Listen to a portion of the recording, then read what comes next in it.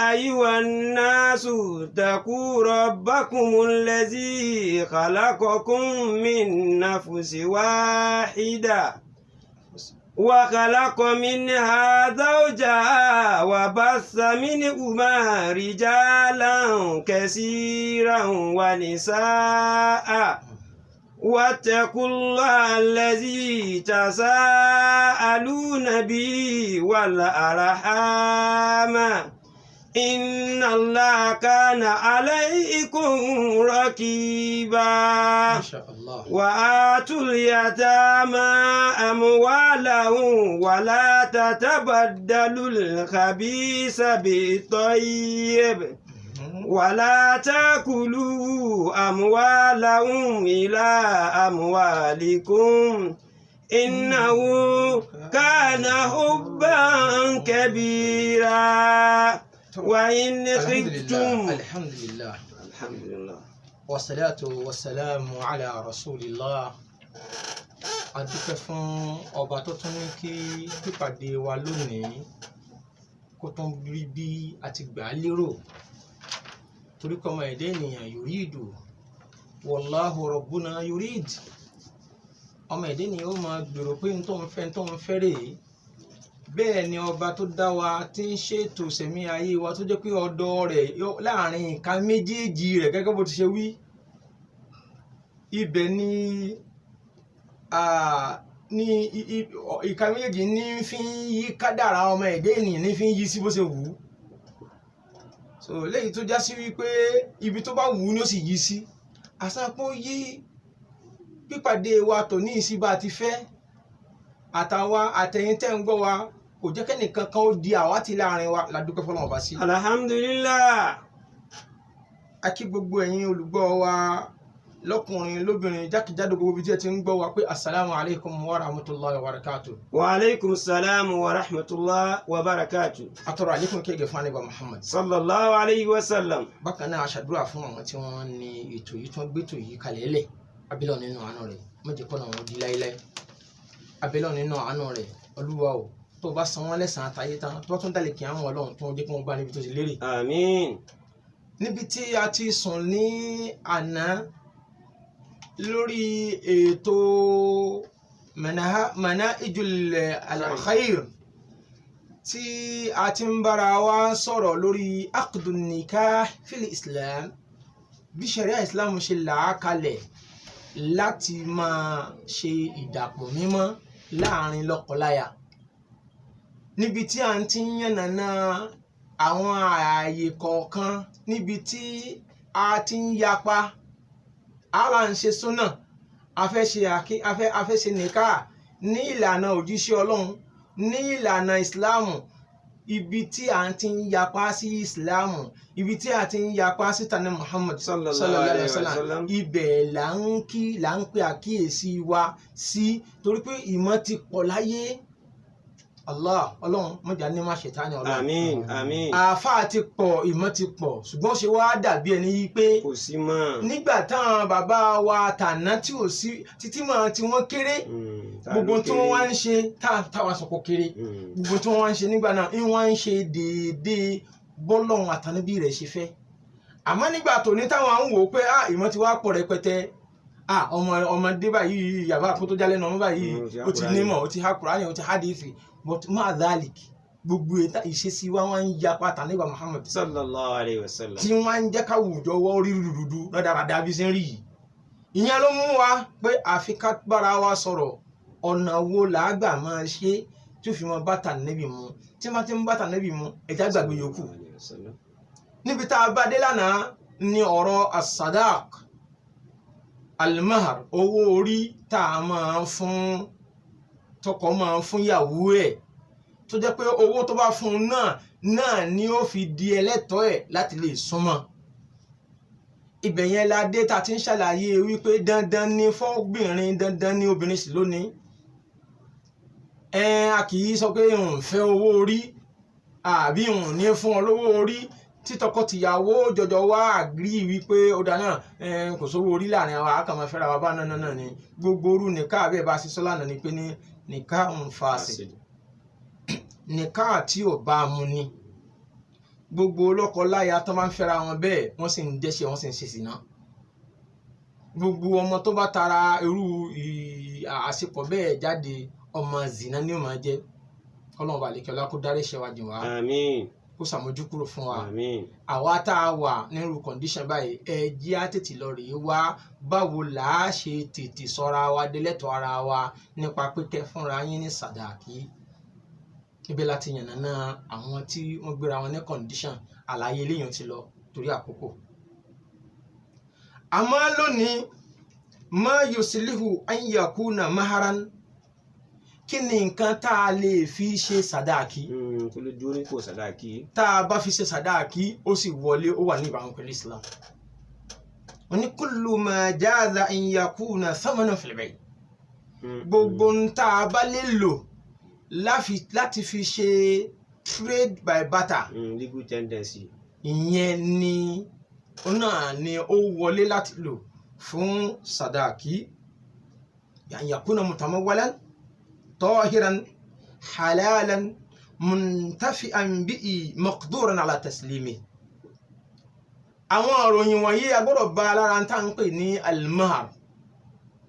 kí ni? Kó jẹ́ nǹkan tó lè jẹ́ owó tó ní value, kó sì jẹ́ nǹkan tó mọ́. A kì í fi ọtí, a kì í fajá, a kì í fi ṣe sàdáàkì. Ajá mi yìí. Ajá mi, ajá bóńgò tí mo rà wá láti ìlú èbó yìí, mo fi ṣe sàdáàkì rẹ̀ láà. Halalan, kó jẹ́ nǹkan halali, kò ní jẹ́ nǹkan haramu. Muntafi'an bihi, tóbìnrin tá a fún tí ó wúlò fún. Maqduran ala taslimihi. Àwọn àfáà ṣàlàyé pé tí ó sì gbé fún, tí ó sì gbélé lọ́wọ́. Ìyẹn ni definition àwọn àlùfáà. So lábẹ́ rẹ̀ náà tí wọ́n fẹ́ ṣàlàyé lórí ọ̀rọ̀ iná fẹ́ ṣàlàyé náà wọ́n mú un lẹ́yọ kọ̀ọ̀kan. Alákọ̀ọ́kọ́ nínú àwọn nǹkan míì, nínú àwọn nǹkan tí a tún lè lò láti fi ṣe sàdáàkì fóbìnrin, ìjárọ̀. Tá bá wò dáadáa yóò fẹ́ dàbí ẹni kó tako ọ̀rọ̀ tá a ti sọ ṣáájú yìí pé kó jẹ́ nǹkan tó ní value tí ó sì já sí pé obìnrin ní àáfi fún. Ṣùgbọ́n ìjára yìí ni pé kéèyàn ó ṣe sáfíìsì kan, sójú ẹni sìn, kó rẹ́ńdà sáfíìsì kan, kó ṣe iṣẹ́ kan, ìmọ̀ fún ìyàwó yẹn àbí fún bàbá ẹ̀. Ẹ̀rí ti bàbá pé ká ṣiṣẹ́, kọ́kọ́ ìyàwó tó fẹ́ fẹ́yàwó lọ́dọ̀ kó fẹ́ fẹ́yàwó kó ṣiṣẹ́ fún bàbá ìyàwó ẹ̀ tí ó máa fi ṣe sàdáàkì ìyàwó rẹ̀.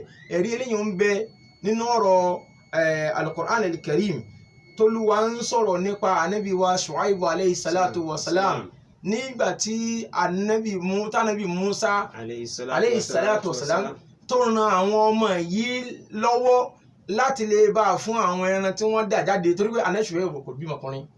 Ọmọbìnrin tó bí náà ni ó da ẹran lọ, wọ́n da ẹran lọ jẹ. Àwọn náà ni wọ́n gbogbo nǹkan náà ṣiṣẹ́ lé. Wọ́n wá dódò lọ́jọ́ kan tí wọn ò ráàyè, tí wọn ò lágbára àti rí omi fún àwọn ẹran yìí. Ànábì sábà yìí ìgbà tán délé tó bàbá wọn lábọ̀, nígbà tí bàbá wọn nìkan lọ rèé pé wá dídé tánàbí Musa ń débẹ̀ ní tó sọ fún ni pé ní inni uridu an unkihaka ihda ibnatayya hatayn ala an ta'jurani thamaniya hijajin fa in atmamta 10 fa min indik. Ìwọ arákùnrin yìí, mo ti ní lérò, ó wù mí láti fi kan nínú àwọn ọmọbìnrin mi méjèèjì yìí láti fi kan nínú wọn fi fún ọ tí ó máa jẹ́ aya fún ọ. Ṣùgbọ́n lórí sàdáàkì tó san fún mi ni pé wàá ṣe kí ni? Wàá ṣiṣẹ́ sìn mí lórí ní ọdún 7 sí 10. So àwọn àfáàsì jẹ́ kó yé wa pé ní ṣẹ̀ríà ìsìláàmù àti gbogbo ṣàráíù tó bá ti wà níwájú ẹ̀ tí ò bá ti tako ṣẹ̀ríà ìsìláàmù wa, ṣẹ̀ríà ìsìláàmù ti kọ́kọ́ di gbogbo òfin tó ti ṣáájú ẹ̀. Ṣùgbọ́n gbogbo òfin tó wà ṣáájú Quran, tó wà ṣáájú ànábì Muhammad, tí ànábì ò bá ti nullify rẹ̀, tí al-Quran ò bá ti sọ pé kò dáa, ajásí pé gbogbo náà ní lílò. Eléyìí mú káwọn àfọwọ́gbà yìí pé ajásí wípé ọkọ lè render service fún bàbá ìyàwó ẹ̀, so ti yẹ nísìn, fún bàbá ìyàwó ẹ̀ ní déédéé yìí tí bàbá yẹn bá béèrè fún tágbára rẹ̀ sì ká. yóò máa fi jẹ́ sàdáàkì in tó fẹ́ jọ nínú súnà nígbà Muhammad sallallahu alayhi wa òun sallam. náà ni arákùnrin kan tí ó wà lọ́dọ̀ ànábì lọ́jọ́ tí arábìnrin kan lọ bá ànábì pé ìwọ ànábì sallallahu alayhi wa sallam. inna qad wahabat nafsaha lak arábìnrin tó ń bọ́ sọ̀rọ̀ yìí ó ti fira rẹ̀ bùn ẹ́ gẹ́gẹ́ bí ẹ̀sà tá a dá má níbi ànábì nìkan ni ó ànábì nìkan lóbìnrin lè sọ pé òun fira rẹ̀ bùn ànábì tí ò ní gba kọ́bọ̀ lọ́wọ́ ẹ̀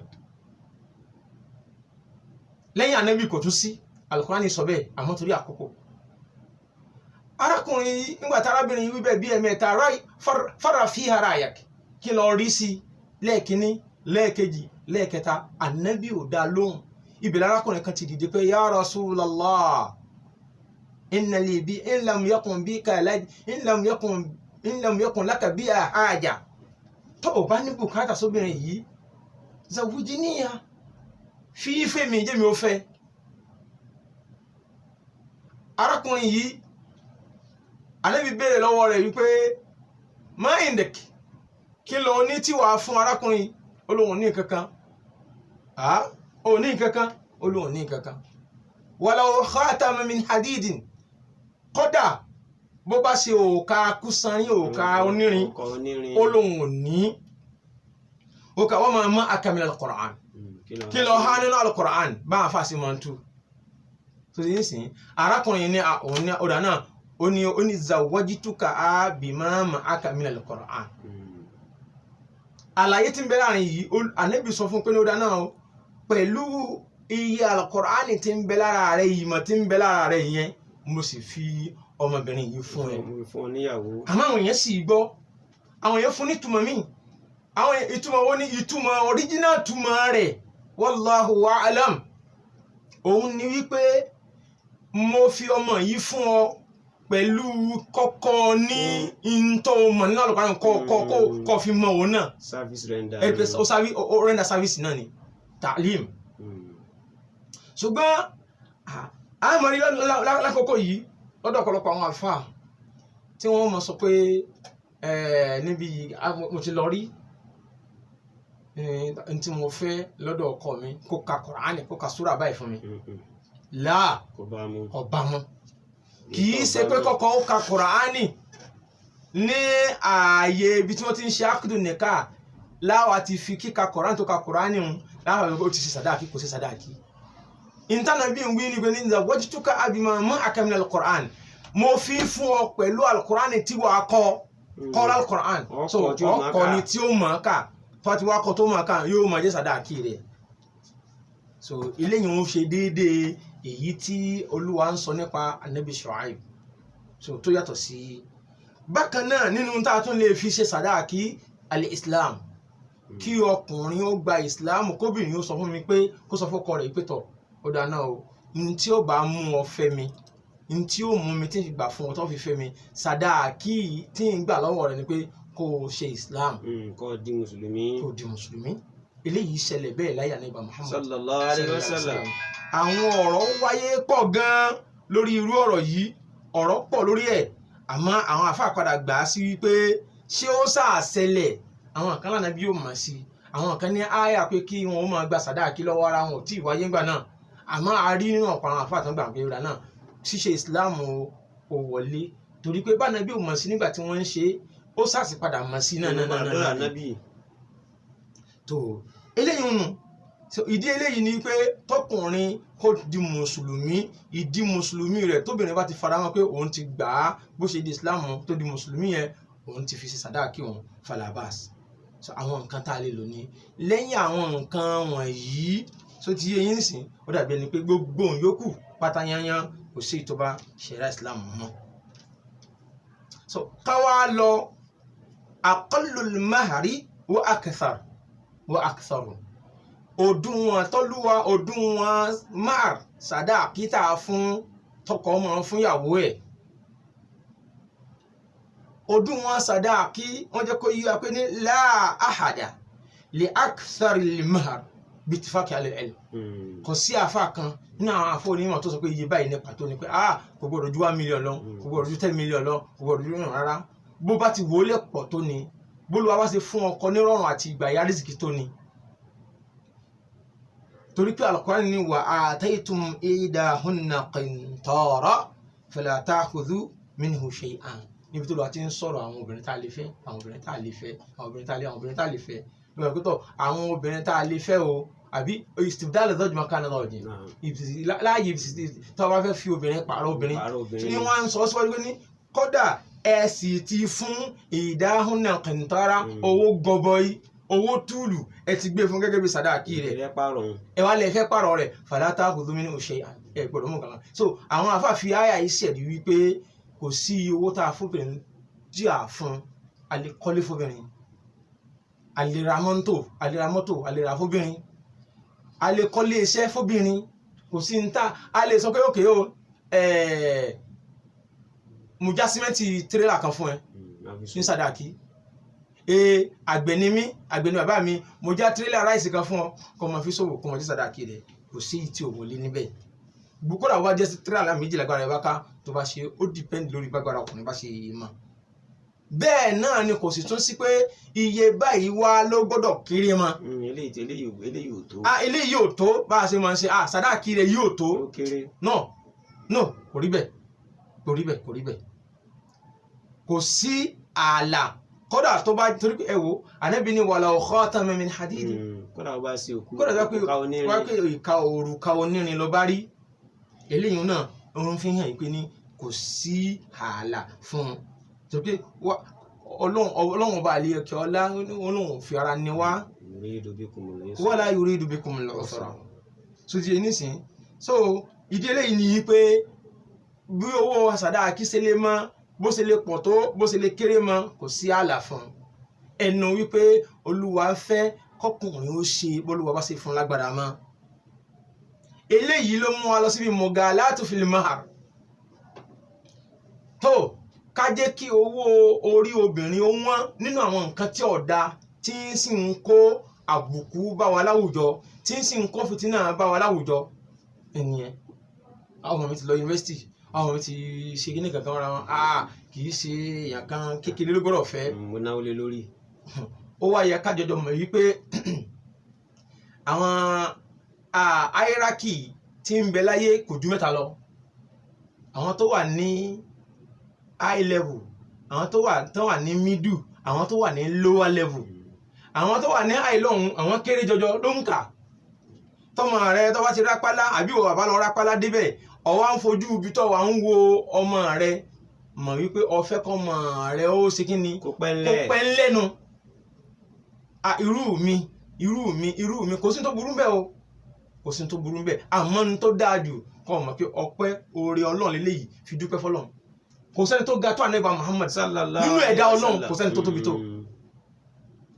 tóbi tó kó wá sọ wípé irú òun lòún fọmọ fún ọmọ rẹ̀ yà ní lọ́kọ ni ó fọmọ rẹ̀ fún Usman nǹkan kú tó fi kankan ó fọmọ rẹ̀ fún Ali níbo làwọn wà sànàbì.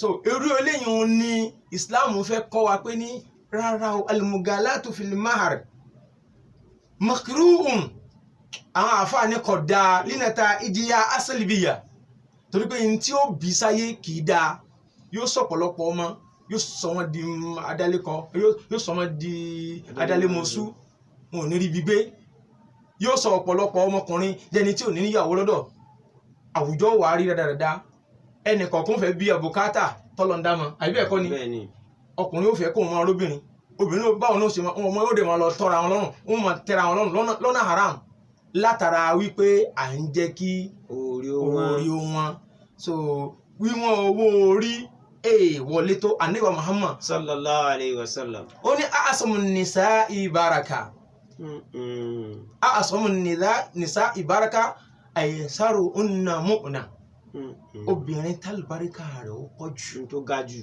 obìnrin tálùbáríkà rẹ̀ ó tóbi jù obìnrin tálùbáríkà rẹ̀ dáa tó tálùbáríkà rẹ̀ tóbi jù òun náà lè yí tó wo orí rẹ̀ ò wọ́n pọ̀ tó wo orí rẹ̀ kò wọ́n pọ̀ gbogbo ìyàwó ànábì wa pátápátá sallallahu alaihi wasallam ó ní iye tó san lórí wọn ó sì ní iye tó gbà lórí àwọn ọmọ rẹ̀. obìnrin kan ìyẹn Zainab bintu Jahsh àbí Ummu Habiba èyí tí Nàjáṣí bá a fẹ́ òun ló ní kí Nàjáṣí ó lọ bá ń ṣètò ọmọbìnrin yìí. Nàjáṣí ọba ní ọba ilẹ̀ Habasha, ọba yìí ló yọjú lórúkọ ànábì pé ànábì lòun fẹ́ fẹ́ lágbájá báyìí. Nígbà tọ́rọ̀ parí tọ́rọ̀ wọ̀, sàdáàkí tó fún ọmọbìnrin yẹn, òun fún sàdáàkí, ó fún ọmọbìnrin ní sàdáàkí ní déédé bó ṣe tóbi tó nígbà náà ni. Bóun ṣe tóbi tó nígbà náà, bóun bó òun ọba ipò rẹ̀ ló fi fún ọmọ yẹn ní, ló fi fún ìyá ńlá wa yẹn ní sàdáàkí yẹn. Àmọ́ àti wá rí bí tánàbí ti ń sọ pé sàdáàkí, àwọn afáàmì ìdúró lórí pé ní sàdáàkí tábà fún obìnrin o, ó wá tiẹ̀ kéré pin, kò gbọdọ̀ kéré sí èyí tí ànábì fún ìyàwó rẹ̀ àbí èyí tí wọ́n san fún àwọn ọmọ ànábì sallallahu alayhi wa sallam. Eléyìí ò lẹ́rìí, eléyìí ọ̀rọ̀ yìí kò lẹ́rìí, kò rẹ́sẹ̀ wálẹ̀. Ìdí tí ò fi lẹ́rìí ni wípé àìmọye àwọn ọkùnrin nínú àwọn sàhábà tánàbí òbí wọn léèrè pé ó ti níyàwó rẹ̀, mo ti níyàwó, látara bó ṣe mọ condition wọn, bó ṣe mọ level wọn nínú àrísìkí, èló ló wá san fún ìyàwó rẹ̀. Bẹ́ntàn sàábé kan sọ pé òun san 400 dirham tí ò tó tèyí tí ànábì san fún ìyàwó rẹ̀, tí ó sì tó yìí tí wọ́n ń san fún ànábì tún fojú ká eléyìí ti pọ̀ jù. Àtúnrẹ́ ni tóun ò tiẹ̀ tún tóyún rárá àti rárá, ànábì ní eléyìí ti pọ̀ jù, tí ń túmọ̀ sí a sì rí èyí tó já sí pé irú tànábì ni tóun náà san bó ṣe san, ń túmọ̀ sí pé sàdáàkí sísan wíwọ̀n rẹ̀ pípọ̀ rẹ̀ yóò mọ base lórí condition tọkọ bá wà, ipò ọkọ, àpapọ̀ ọkọ ntàpọ̀ rẹ̀ bá wí náà ni. So ntàpọ̀ ọkọ bá wí ni, àmọ́ iye báyìí ní ìgbà tí ó wàá kó ọkọ sí wàhálà, tí ó kó sí fìdí náà, tí ó lọ dá gbèsè sí lọ́rùn. Ṣẹ̀ríà Ìsìlámù kò faramọ́ tó, torí pé a'dhamu nisahi baraka aysaruhunna mu'na, obìnrin tí ó lálùbáríkà jù, obìnrin olóríire jù ń lè yí tí owó oríire ò kó ọkọ rẹ̀ sí gbèsè. Èyí tó wá sì béèrè owó orí pọ̀ jù, táwa lọ kíyèsí fìtínà tí ó kọ́kọ́ máa ń ṣẹlẹ̀ nínú ilé wọn ni pé ní ọkùnrin wọn yóò wá gbogbo ọ̀nà láti gbé tọ̀ wó fìtínà tí ó ga dúnú lé mo ti ra ọ́ pa ní o. Irú rẹ̀ ní í ṣẹlẹ̀ ní àwọn ẹ̀yà kan, wọ́n ṣírò gbogbo iye tí wọ́n ná lórí ọmọ yẹn, láti wọ́n ti bẹ̀rẹ̀ iléèwé tó jáde iléèwé tó ti bó ṣe jẹ́ náà. Tó bá ti wá fẹ́ tán, tó bá ní kó má délé bàbá rẹ̀ kò ní délé bàbá rẹ̀, gbogbo òwe tó kà tó ní sàtífíkẹ́tì tó bá gbà lọ́wọ́ rẹ̀ ó gbàgbé. So eléyìí ni torí kò ti sanwó rẹ̀, eléyìí ni Islam ń fojú wò pé ìnira kan ló tún jẹ́ fún irú obìnrin bẹ́ẹ̀ tó bá délé ọkọ, kò ní sí ìgbésí ayé àlàáfíà tí Islam sì lòdì sí. Kò sí ní tí Islam ń pè wá sí ju pé kí ìgbésí ayé àlàáfíà kó máa bẹ láàrin ọkọ àti láya. Ọlọ́run bá lékè ọlá kó sì rẹ̀nù fún wa jù báyìí lọ. So bákan náà anwa'u al-mahr, irú oríṣiríṣi sàdáàkí wà, ibi tá a ti lákèésí mẹ́nu sàdáàkí al-mu'ajjal wa sadaqul mu'ajjal. Ká san sàdáàkí lẹ́sẹ̀kẹsẹ̀ ọjọ́ tí wọ́n bá wá tọrọ, tí wọ́n náà yọ̀ǹda fún wa láti fẹ́. Sàdáàkí ni ànábì ní ẹ fún ní nǹkan kan kó tó di pé ẹ wọlé tọ̀. A sì ní sadaqul mu'ajjal, èyí tó já sí wípé tó ẹ lè parí aqdun nikah kí òun àti ọkọ rẹ̀ ó lọ lè máa yanjú ara wọn lẹ́yìn sàdáàkí náà ni. In tí ó jẹ́ kí ara ṣàlàyé díẹ̀ lórí eléyìí ni pé ní gbogbo ń tá àkọ́kọ́ gbọ́ yẹn náà ni pé àfikọ́ fún sàdáàkí rẹ̀ o, àfikọ́ fún sàdáàkí rẹ̀ lẹ́sẹ̀kẹsẹ̀ o, bẹ́ẹ̀ ni tó sì wọlé. Àmọ́ gbàtà tó wá ń tún àwọn èèyàn títí wọ́n tún ti ń adapt pé ó ra náà ń fún sàdáàkí rẹ̀ tó ò ní fún lójú aláàfáà, wọn ò ní fún lójú bàbá, wọn ò ní fún lójú ìyá. Bẹ́ẹ̀ sì ni ó lófin tó dé, onírú òfin ọ̀nà wo lágbà ṣe, agbọ́dọ̀ ṣàlàyé rẹ̀ kó yẹra wa díẹ̀. As-sadaqul mu'ajjal, sàdáàkí tọ́já sí wípé a ní san lẹ́sẹ̀kẹsẹ̀, bóyá adágbà sí ni o, bóyá oṣù ni o, bóyá ọdún ni o, bóyá àgbà kan ni o, inshallah. Irú sàdáàkí bẹ́ẹ̀ òfin tó wà lórí rẹ̀ kò ju wípé iye tó bá wí lọ́jọ́ tó wí níjọ́ tẹ́jọ́ sọ̀rọ̀ iye lọ́sàn, tó bá dárúkọ iye kan a jẹ́ pé sadaqul mithli ó gbọ́dọ̀ wà fún ìtumọ̀ sadaqul mithli òun ní irú sàdáàkì tí wọ́n máa ń san nínú ìdílé bàbá ọmọ yẹn iye sàdáàkì tí wọ́n san fún àwọn obìnrin wọn ìlọ gbọ́dọ̀ san sadaqul mithli ni bọ́kùnrin ò bá wá rí san tó fi jáde láyé wọn ó yọ nínú sàká wọn ó yọ nínú ogún rẹ̀ wọn ó yọ nínú dúkìá rẹ̀ kó tó di pé wọn ó pín ogún ẹbílẹ̀ nínú àánú rẹ̀ ọba ìlékiọlá tó fún wa láǹfààní àti ṣe sọ́dẹ̀ ibi tá a sọ́dẹ̀ yìí ọlọ́run tó ṣàmójúkò fún àyè tá a bá sì wí. àmín. so wá tún jẹ́ kí ó wúlò fún gbogbo àwa tá à ń gbọ́. àmín. àṣàdúrà fáwọn tí ó jẹ́ onígbọ̀wọ́ ètò yìí mo ti pọ́n wọn padà sí ibú. àmín. so gbogbo àwa tá a bá rò pa nídìí ìbéèrè kan méjì ní 070 070 3540 3540 3317.